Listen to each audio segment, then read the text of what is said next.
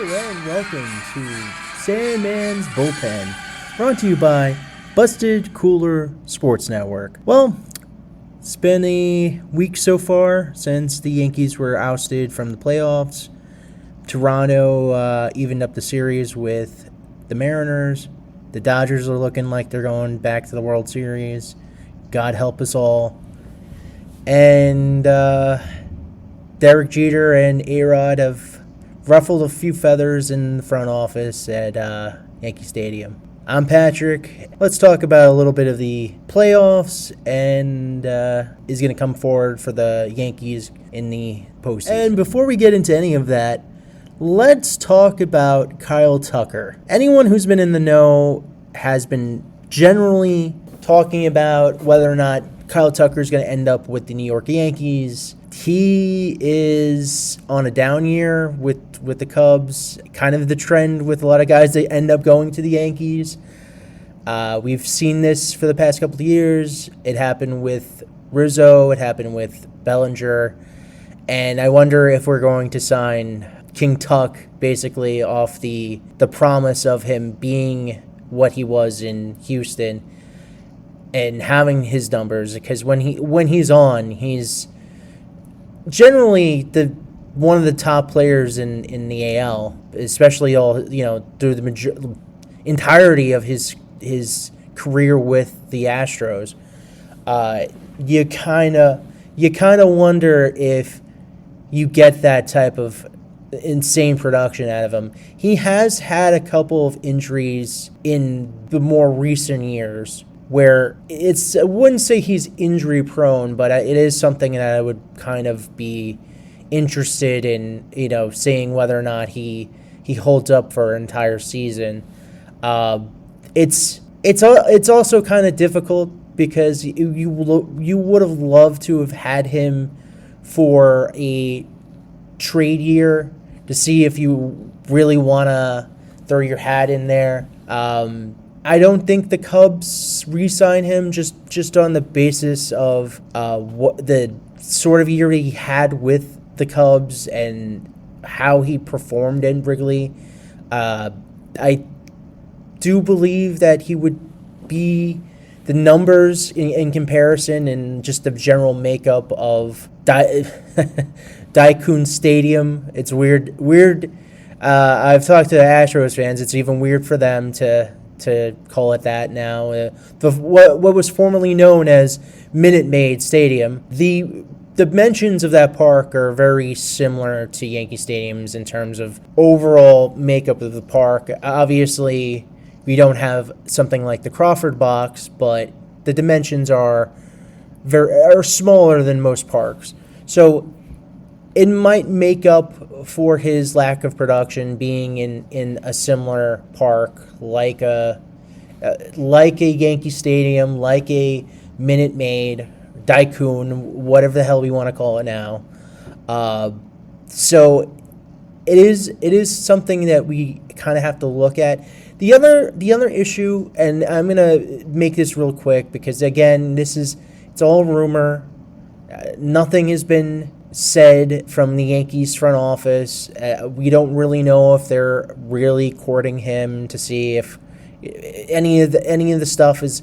And then right now, we're not going to see any signings until, especially after last year, where how crazy and how just everything was like going off right after the Soto signing. There was like a million moves, and it was one of the quickest free agencies that I've seen in recent years, where sometimes you get all the way up to almost April and barely anything has happened, and you still have guys that are in free agency that potentially can be picked up or moved or whatever. And it honestly is not a situation where I think that this is going to immediately come to fruition, even if it is the case that they are actively trying to get him. And all the people that would say, oh, well, we're experts and we know and we're the insiders, is how many times have we heard this in the past, and it turns out to be BS. So until we get clear confirmed information, I would take anything with a grain of salt. The other thing, and then this is the other big thing with Kyle Tucker in regard to him being a New York Yankee. The guy does not perform in the playoffs. He has consistently needed a team around him. The Astros win in 22 was not on the back of Kyle Tucker.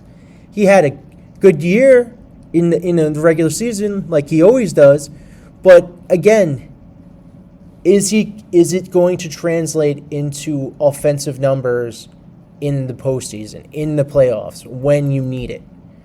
Because if you cannot reliably believe that this guy is going to hit, and if we have another dead gap, because again, we don't know, it could have been a freak fluke with the last couple of years with Stanton, and now Stanton is kind of falling back to earth, and he's not going to be the same playoff guy. And Judge had a better playoff, but it also becomes an issue that you have all these players for this team that do not perform in clutch moments and do not have the hot bat to stand up to any of these teams in the American League right now is an arms race. The year that we went, there was no one. I mean, the Guardians fooled everybody with Clase, and they turned back into a pumpkin. I mean, they by a miracle made the playoffs and then got absolutely smacked by the Tigers. And they're not a team that is going to be around for the long haul. I think a lot of those pieces are going to be up for grabs. The only guy that is going to be there, and then even if eventually his contract is up, I don't even really see him stay in Cleveland. But Ramirez is the only guy. I mean, they've shown every other big player that they had in their system is just gone. And then you also know Clase ain't coming back. It's up in the air whether or not he's even coming back to the league, or it honestly looks like he's going to be. It's going to be, well, I wouldn't say he's a Pete Rose, because Pete Rose was a legendary player. Clase has not gone to that point, but it does seem like he's going to be a scapegoat, because you just took Pete Rose off that list, and so now you need a guy, and they're not. Look, we all know the Ohtani thing was fishy as anything. The FBI looked into it. There's no clear indication, wink wink, that he did anything wrong, wink wink. So if it's not a Manuel Clase situation where he's a great pitcher, he's a great closer, but he's not Shohei Ohtani, and the league needs to still show, hey, if you gamble, guess what happens to you? So, I do think he's going to be the scapegoat. So what do the Guardians still have? When you look at the rest of the Central, the Royals don't look like a team that's going to be for real.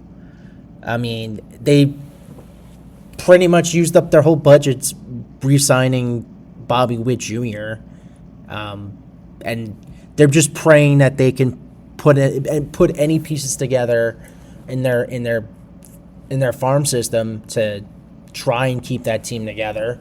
But as you've seen over the years, I mean, even with the best, look at the Rays. The Rays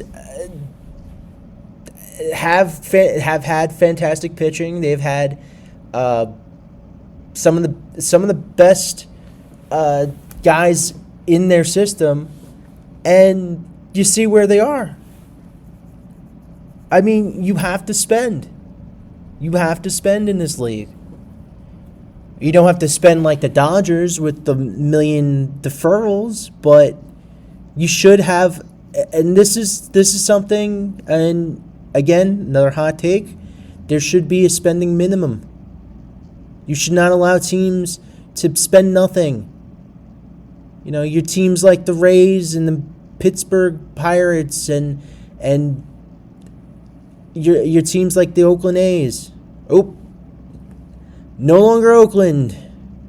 The nameless A's, who are potentially moving to Las Vegas, whenever the hell that happens. You look at all these teams that don't want to spend, that don't put the effort to put into their teams, and you see the teams that do, and it is ridiculous.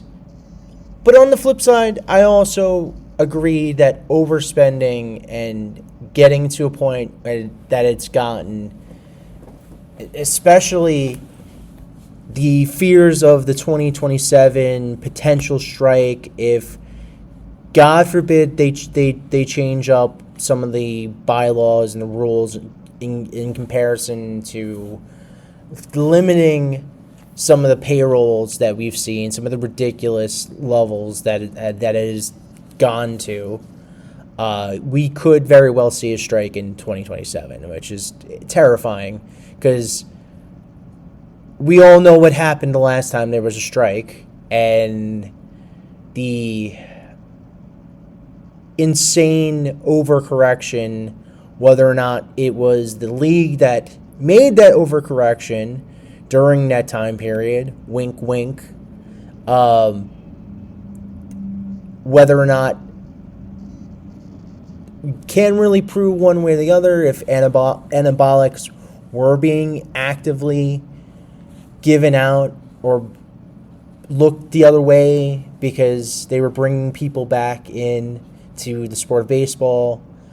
But it is one of those things where you kind of read between the lines and you look at what happened, and the terrifying aspect of bastardizing a game that has already been long since bastardized in the sense of who is a Hall of Famer, all these records that were destroyed that will never be put back in the genie bottle.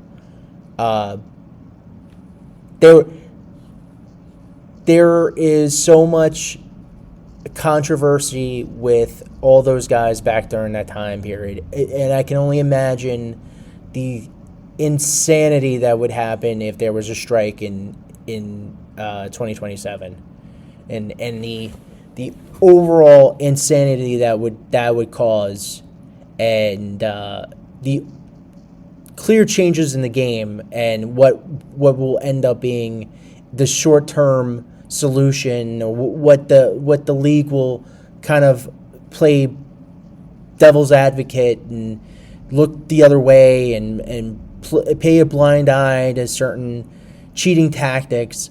Who knows? And it is a scary proposition that could be the case for baseball in 2 years. Another scary proposition is Anthony Volpe continuing to play shortstop for the New York Yankees. And he is supposed to be out during opening day. He's having surgery done on the shoulder, and the Yankee system is trying to explain away why Volpe was bad during the regular season and what issues he had, and he had a torn labrum and yada yada yada. He is not a clutch player, and you can tell me that he was injured. There's so many times he made stupid plays. He didn't even wake up in the. He had a one series that he woke up in, was that Boston series, and then after that he was dead on arrival. And unless he comes back and he plays out of his mind, I've seen enough of him. I've seen enough. Why can't we deal and get somebody that can play the shortstop position and can bat?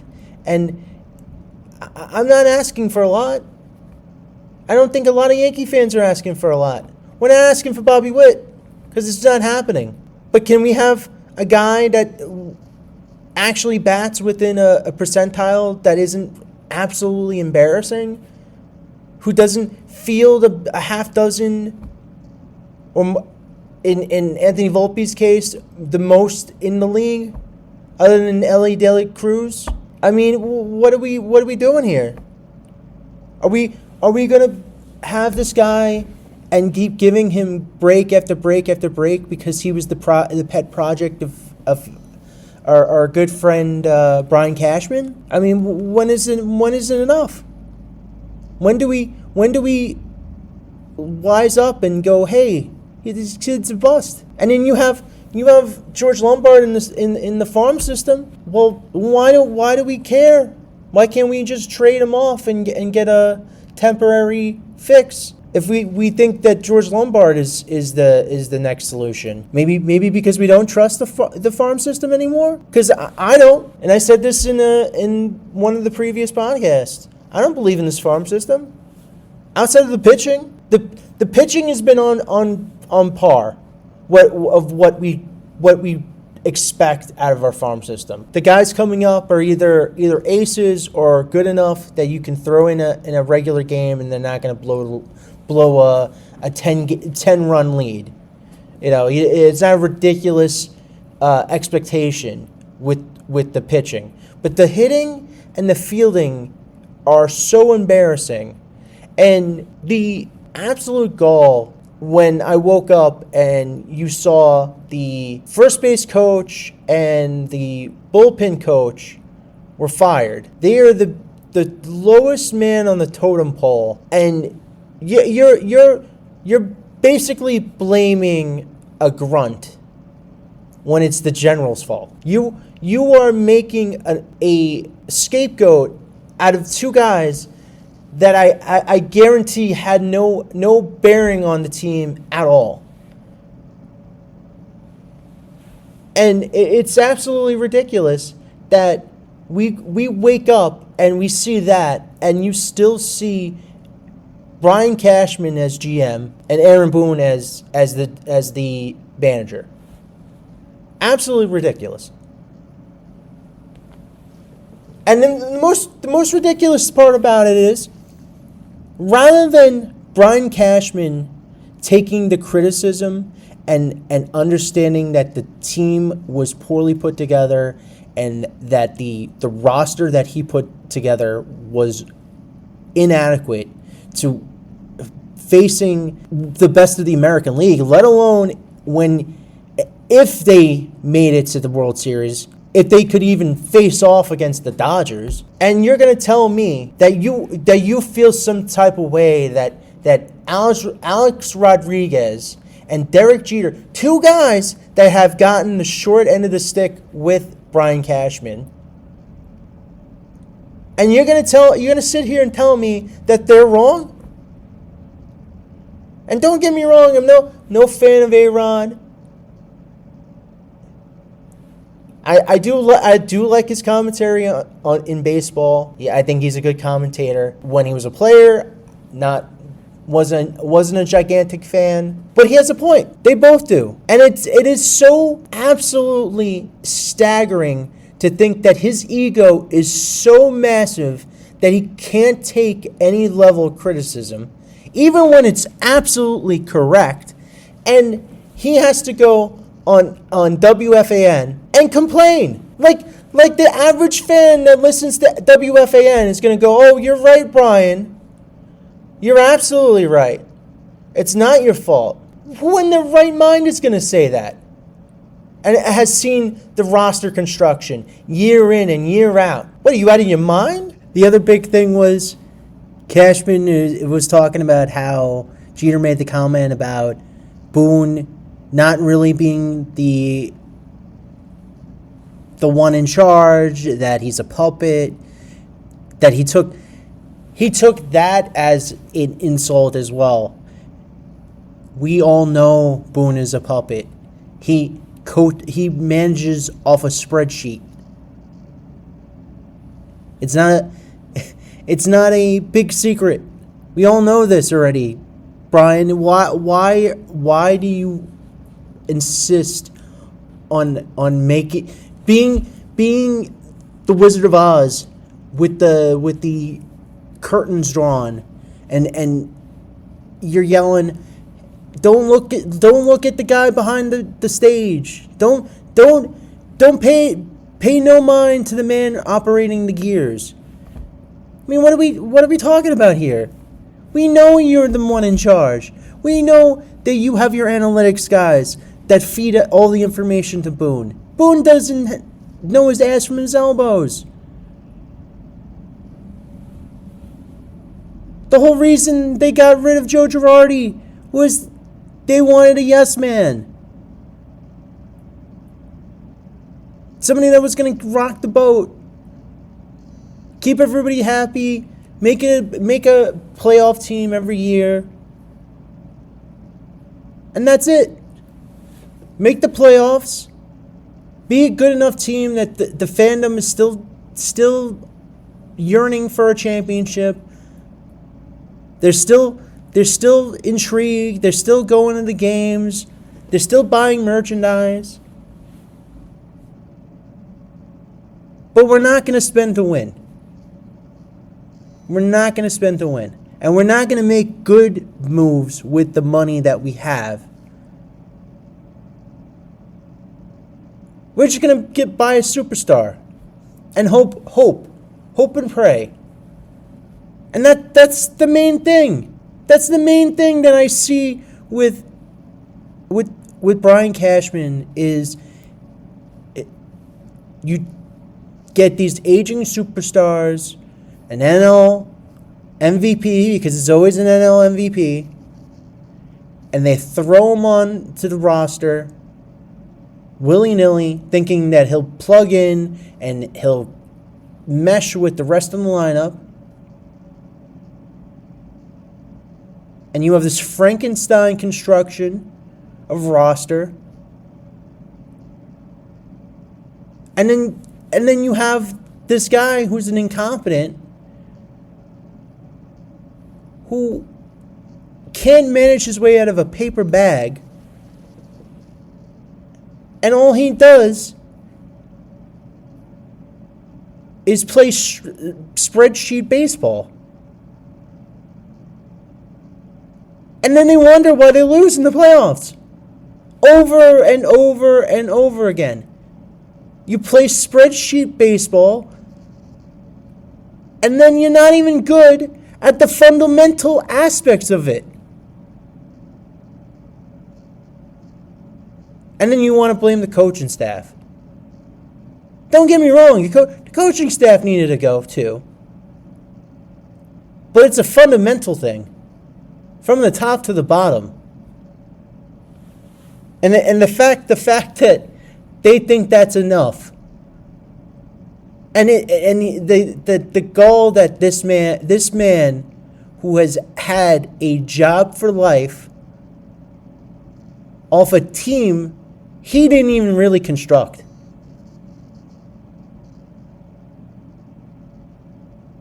Everyone and their mother knows that the 90s Yankees were built from the ground up by Stick Michael. Stick Michael built that dynasty. All Brian Cashman did was mosey on in and pick up certain guys to keep what was already a well-oiled machine stocked with superstars. The core four were not a Brian Cashman invention. And that's the main reason that Jeter and Cashman hate each other. It's because deep down, and we know this as Yankee fans, we know this, deep down it eats at Brian Cashman because he wants to make another Derek Jeter. He wants his own Derek Jeter, the generational superstar shortstop. And that's why we keep drafting over and over and over again with the shortstops. And Volpe's just another one. Another failed Jeter 2.0 project from Brian Cashman. And he's never gonna get, think about this. How many years removed that it went from Phil Rizzuto to a Derek Jeter? Yeah, you had all the Bucky Dents and all the guys that played shortstop in between that time. You're kidding me, right? That you would think that the sheer arrogance that he would think that he could just pull a generational Hall of Famer out of his freaking hat like he's a magician is just absolute lunacy. But Hal's fine. Hal's fine with all of it. He's absolutely A-okay. Same way he's A-okay with destroying our traditions. It's the same way he's A-okay putting Dodgers merch in Yankee Stadium. It's the same way he's A-okay with getting rid of the beard rule. Don't get me wrong. I can understand why it's a stupid rule, but it's a tradition.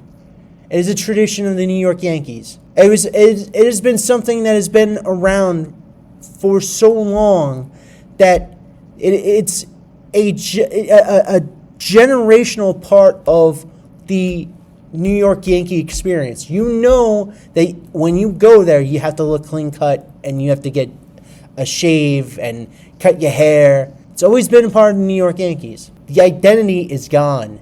I'm looking more and more, and this is even something with the fan base that irritates me beyond belief. And I saw this during the playoff series. Why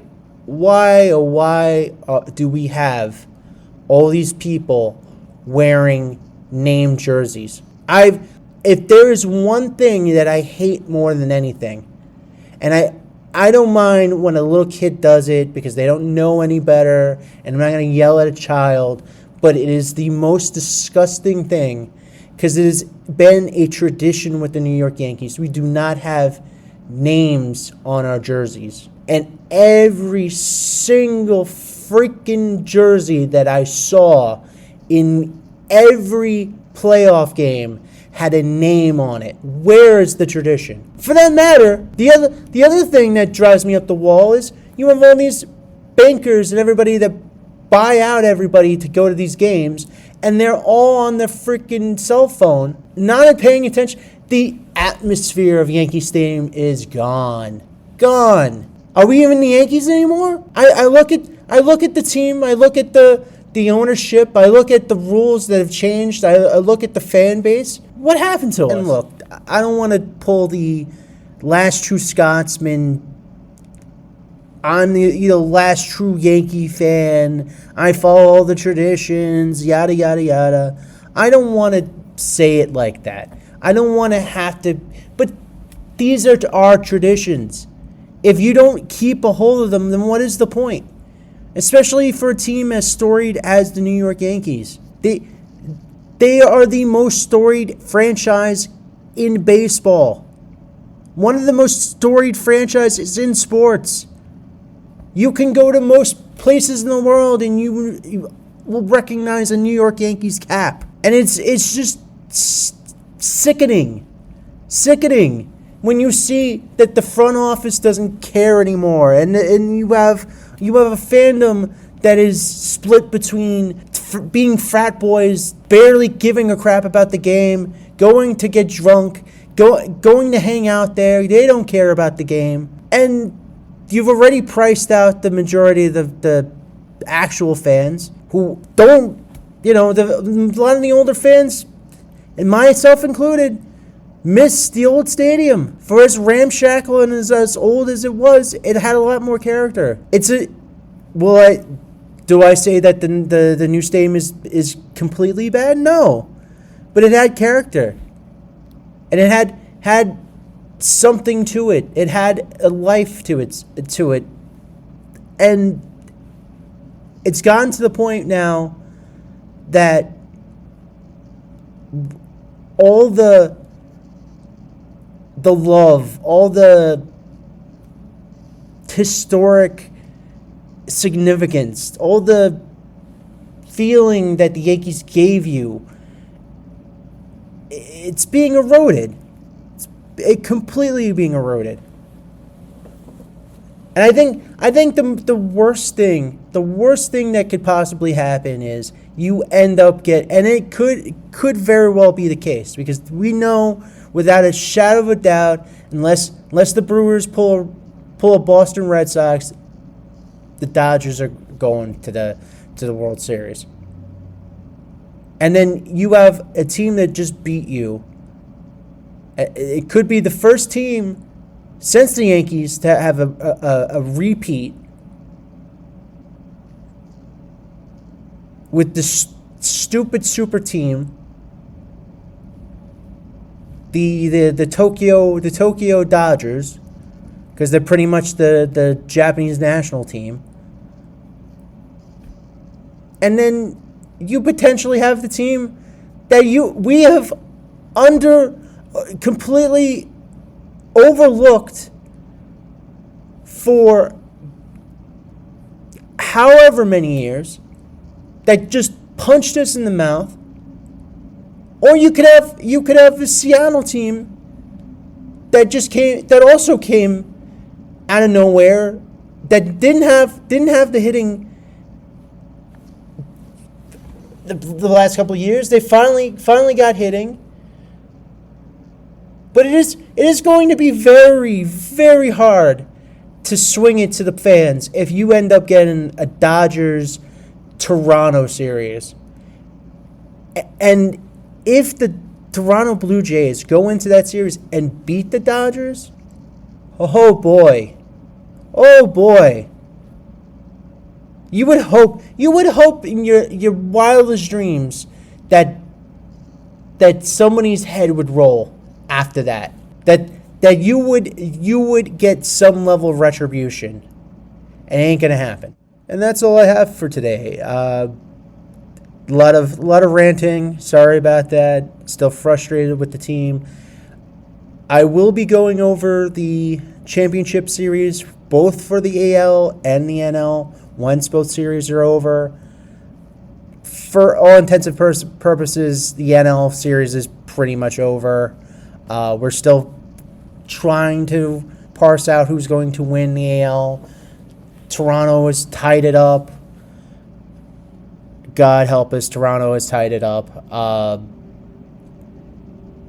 Going into the end of the ALCS, that'll be the penultimate episode, and then after that, the World Series recap will be the finale for Sandman's bullpen, and then either the day of or after this comes out, I am going to be uploading my basketball series, which is Balling at 7th and Atlantic. That is my Knicks Nets podcast. If you can check that out, that would be greatly appreciated. And from me, as always, go Yanks, and God help us all.